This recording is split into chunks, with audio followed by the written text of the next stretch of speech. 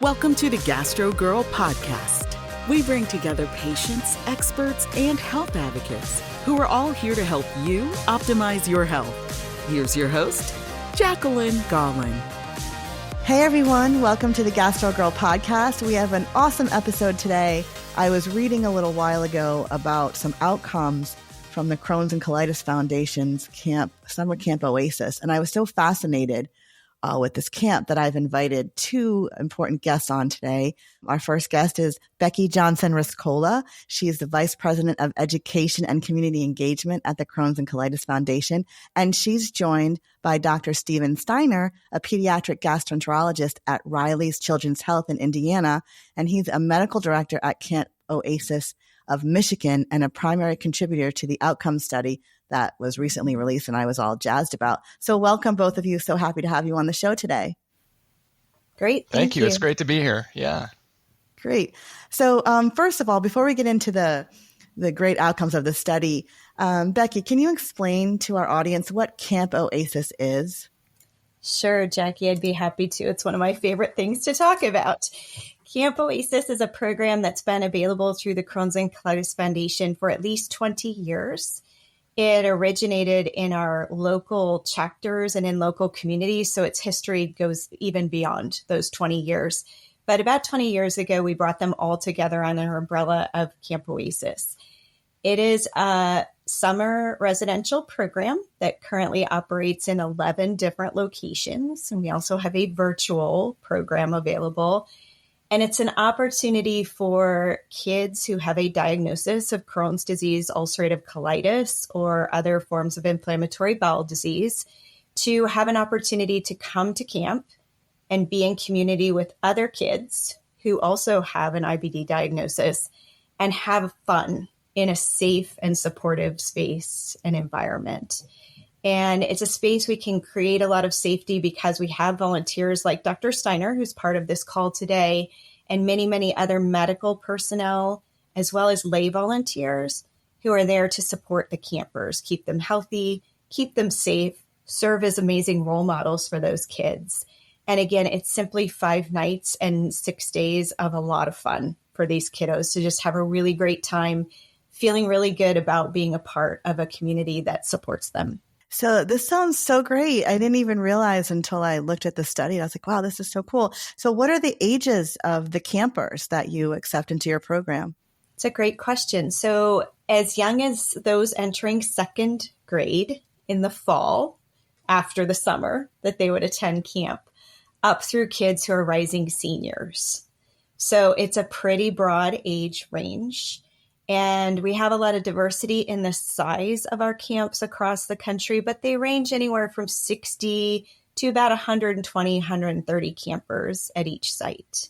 So the kids are grouped together in similar age ranges, and it allows for them to really create spaces where they have peer support and kids they can really bond with. Oh, this sounds exciting. So now that we know a little bit about what the camp is all about, let's talk about the profound impact that your study found on the benefits of children attending this camp. So Dr. Steiner, I'll open this section to you. Like, can you explain a little bit about the study that you undertook and what some of the key takeaways were? Sure. I'm happy to start. And I know Becky can contribute. She was involved with the study very deeply as well. I'll start by saying all of us who volunteer at camp or are members of the foundation who help work at camp have observed over, a long time, as long as many of us have been going to camp. And for me, that's almost 10 years now. The sort of subjective benefits that we see from the patients who go to camp, right? So we can see the kids grow and become more confident and independent and open up about their disease, right? Which involves a very sensitive area of their bodies and a sensitive nature. And so some are very unwilling to talk about that with their friends or teachers or families. And as they come to camp and maybe for some of them meet other kids who have the same diseases as them, because many of these kids don't know any other classmates or students or peers of the same age who have these sorts of diseases, they really can form a bond common bond around diseases. And we laugh about things like bathrooms and going to the bathroom and going through colonoscopies, right? Because these kids share these common sort of experiences, and they develop confidence and openness about all these things. And so we subjectively, all of us have observed that. What this study does is really put measures to many of those findings based on survey results from surveys that were sent out to families and campers every year after camp, and ask them to provide some specific ratings about some of these measures. And almost universally, we saw improvements in many of the specific measures that we asked them about after their child or after that camper had been to Camp Oasis. So for either one of you, what are some of the measures that you looked at? Like, what were some of the questions or markers that you looked at to see what the improvement would be? When we initiated this study, we took 8 years of evaluation data that we had available, Jackie, and we had a wide variety of questions that we asked both campers and their parents after the camp experience. And we asked a little bit about how they felt before camp, what their experience felt like during camp, and then how they were feeling after camp. So we looked at all of the questions, which there were a lot that we asked in those evaluations. And together with some of our other medical advisors and some of our other volunteer experts, we sort of put them into buckets. So for example, we talked about questions that really reflected back around belonging and how they felt connected to camp. We looked at questions that talked about their confidence and self-efficacy when they left camp. We even looked at whether or not it had an impact on taking medications and how they felt about taking those medications. So we had 6 different categorical buckets where we inserted each of those questions to then measure and estimate what kind of impact we were having in those different areas. So this is really interesting. So Dr. Steiner, as a pediatric gastroenterologist, what are some of the challenges that these children, especially young children, I mean, it's one thing to have this condition as an adult, but a child having to deal with, being on medication, having to worry about going to the bathroom in school. Like, what are some of the challenges that these kids face day to day, and how can a camp like Camp Oasis really boost them up and make them feel a sense of normalcy, if you will? Yeah, it's hard for us to think about as adults being diagnosed with a chronic disease at a young age. And many of our patients are diagnosed, between 12 and 17 years of age. That's a common age of diagnosis, but there are many kids younger than 12, even going down to toddler ages, who are diagnosed with inflammatory bowel disease. And so it's a chronic disease to which there is no cure. And these patients need to maintain some sort of therapy, whether that's medication or diet or some combination, to help keep their disease hopefully in remission. Although many of these kids go through flares of symptoms, which require sometimes additional medicines or changes in medicines, and that those flares can be difficult. So these children are living with chronic, sometimes gastrointestinal symptoms, belly pain, diarrhea, bowel urgency, which, as you stated, right, can be difficult for them to, if they're attending school, it can be difficult for them to talk about with their peers or family, because it is a sensitive area of their body. And so I think that's one of the great outcomes that we observed from this study, is that kids were much more open about talking about their disease, some of the things they've been through, after they've been to camp and seen other kids like themselves. I think that's one of the powers of this study. Yeah, I was just going to say, it's so powerful, Becky, don't you think, when kids come together and they're not alone, like there's someone like me. I mean, even as adults, we always want to have the person that can relate to us, that we're not, the only one. So what have you seen in your experiences at camp? Like, what are some of the anecdotes from from camp that parents who are listening to this, or even young adults who are thinking about the camp, like what was the powerful message that you saw when you were at the camps? Jackie, I have so many stories. How much time do we have? But In all seriousness, part of the value of the research was that it showed that kids really reported this strong sense of belonging after camp if they reported a sense of belongingness during camp. So we really try to create an environment that allows every child to feel included and special.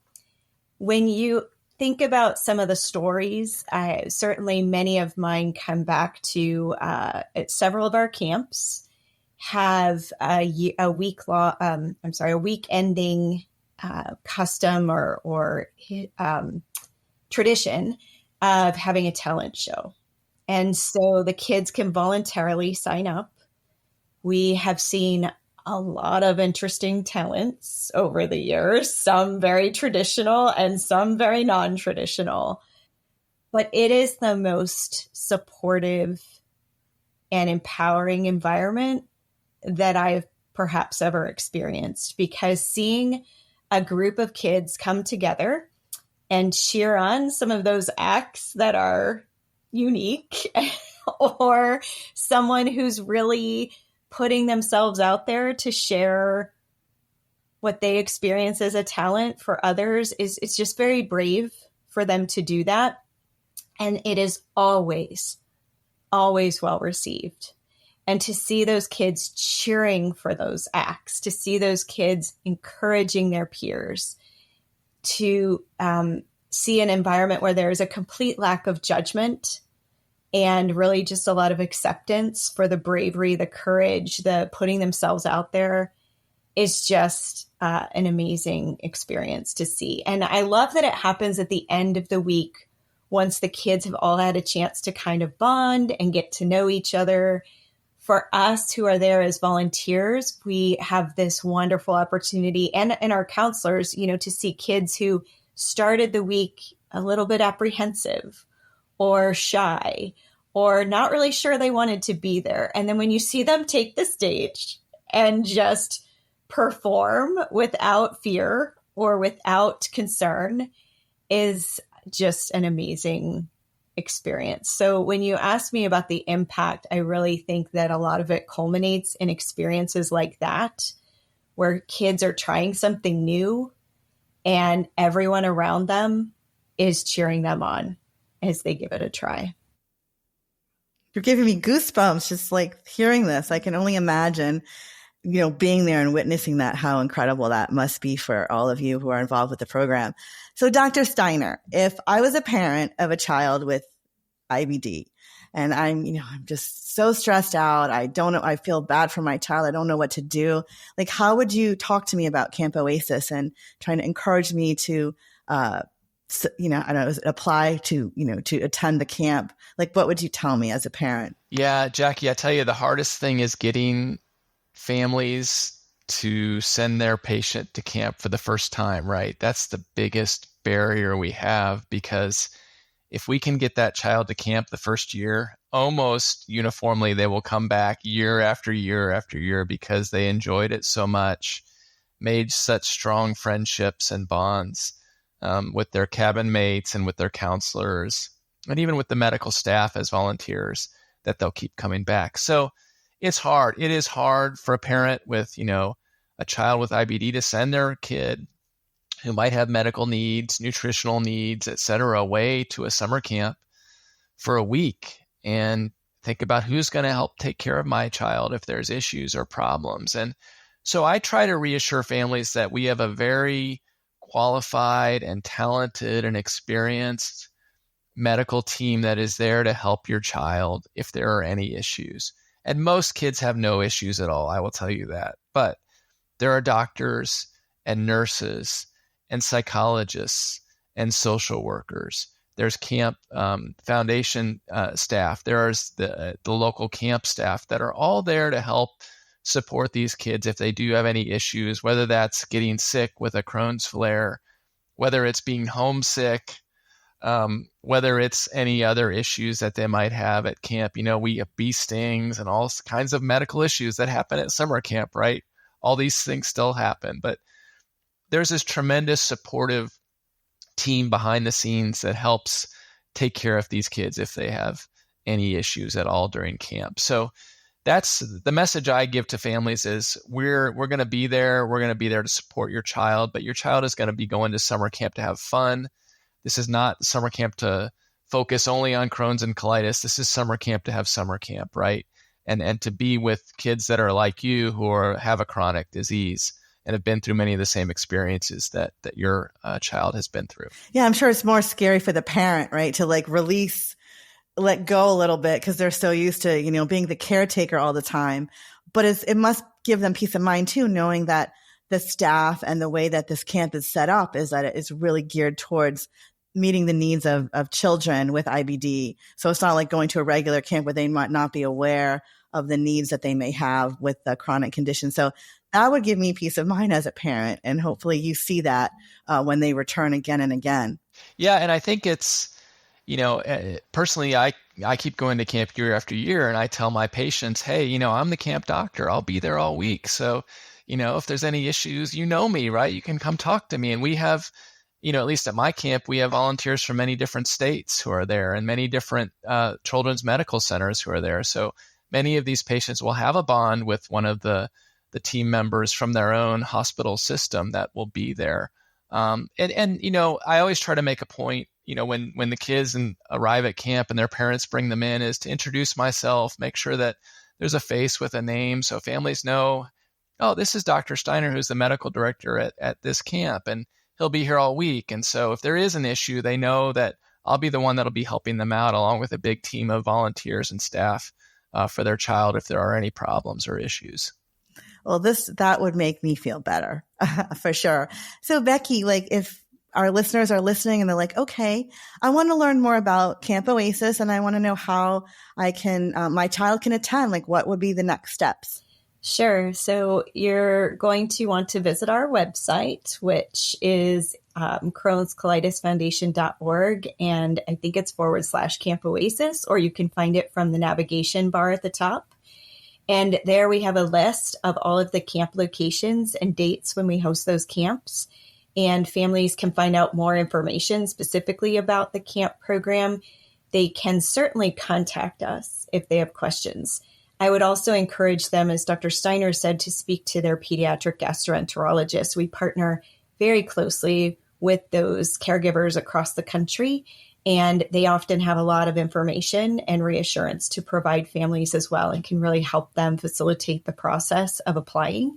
But if family's ready to dive right in, those application links are right on our website, and they can initiate an application and it will walk them through the process and also outline some of the ways that we can help provide resources or other support to families as they navigate getting their child to camp.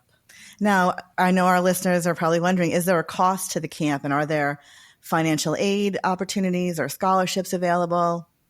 Yes, it's a good question. So we do have a registration fee across all of our camp locations. However, a family, when they are applying online, can request a scholarship, which essentially allows us to waive that fee. And we have been very committed to honoring those requests ever since we have had a fee associated with the program.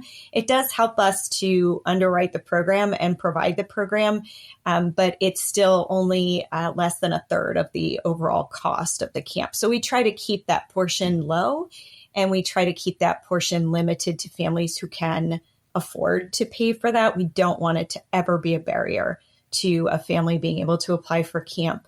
We also have some opportunities available for assistance with transportation. So at some of our locations, we provide group transportation.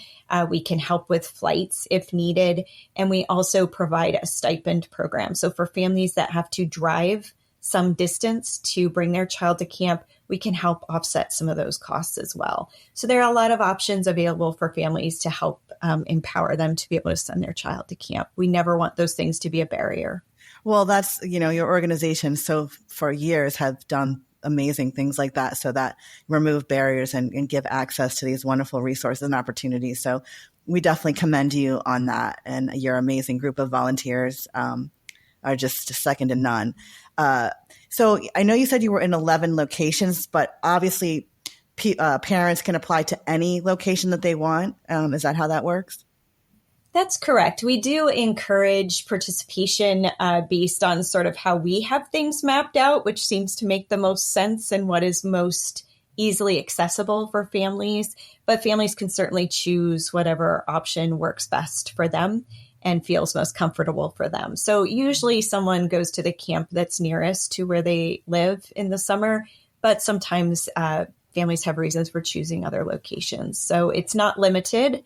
But most people choose a camp that's closest to home. That makes sense. So, Dr. Steiner, as we close out the show today, when you're speaking to your patients and their parents, like, are there recommendations for what type of child would be ready for this environment, and any tips for parents trying to convince or encourage their child to attend the camp?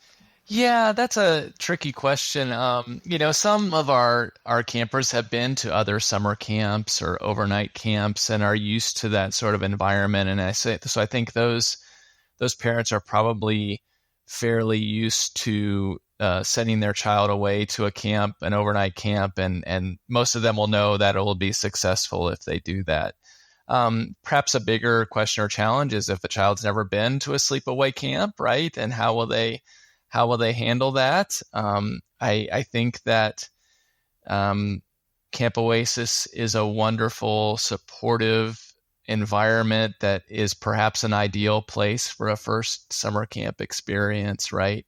Where we have experienced counselors who are in the cabins with all the campers and know how to deal with any of the small issues that can arise at camp. And we have obviously the medical team if there's any issues there that might arise during camp as well. So yeah, it's a big step for any parent to send their child away to a sleepaway camp for the first time, especially if it's a little further from home and in the setting of a child with a chronic disease. But I think Camp Oasis is an environment that hopefully parents are very comfortable sending their child away to camp for. Well, this has been so insightful, and we're super excited to have one of your parents and her daughter on a related episode that's actually going to give us a firsthand experience of what it's like to be a parent of a child who is now a teenager that goes to this amazing Camp Oasis. So we'll look for that episode soon as well. But are there any final thoughts or any tips that you'd like to say before we close out today's show? This has been amazing, and I'm so glad we can give some visibility to this great program.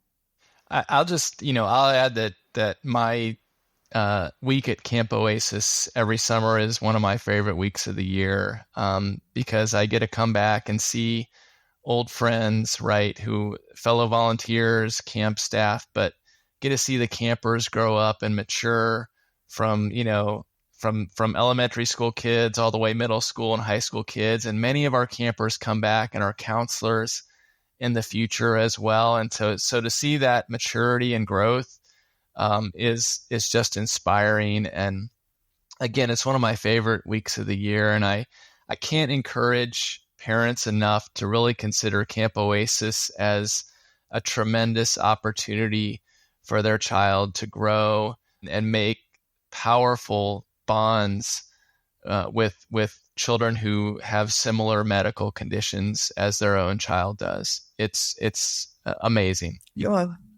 Thank you so much for sharing that. And Becky, any final thoughts? Sure. I would add that it's wonderful for our campers to have experiences to see their doctors in this laid back, fun setting.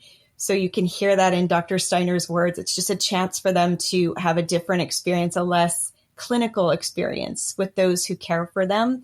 It's an opportunity for them to bond with their camp counselors who are adults, almost always adults living with IBD and managing IBD. So they see successful, healthy, happy adults who are mentoring them throughout the week. So I say all that to say this program just isn't possible without the incredible volunteers that show up and make camp the best week of the summer for themselves and for the kids that are there.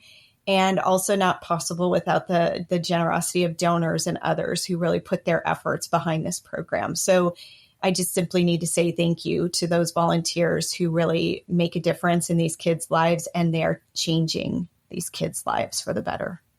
That's incredible. And Dr. Steiner, so do you get up on stage and do you have a special talent? Are kids going to be able to see you? I mean, should that be like a selling point here? I have not participated in the talent show. He threatens every year. Usually because I want to. Every year he says he's going to put an act in, but I have yet to see it.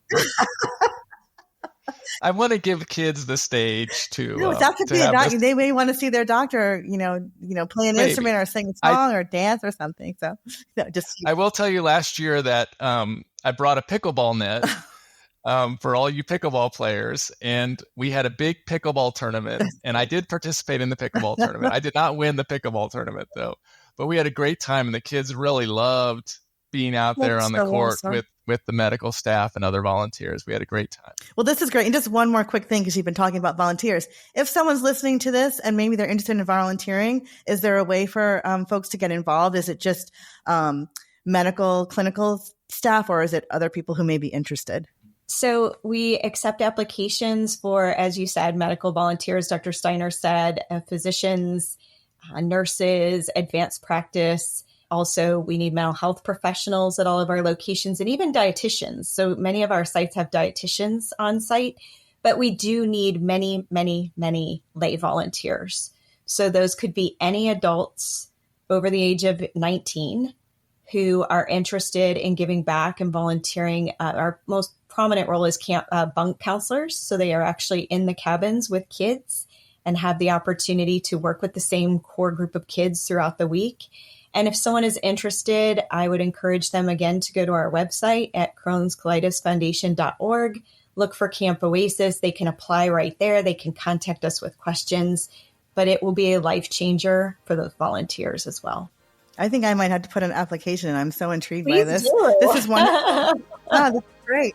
Thank you both so much. We're so looking forward to talking to the parent and the patient. We're so excited about that. Thank you very much. Good luck with your current season, and we hope to see you again sometime soon. Bye. Great. Thank you. Thank you for listening to the Gastro Girl podcast.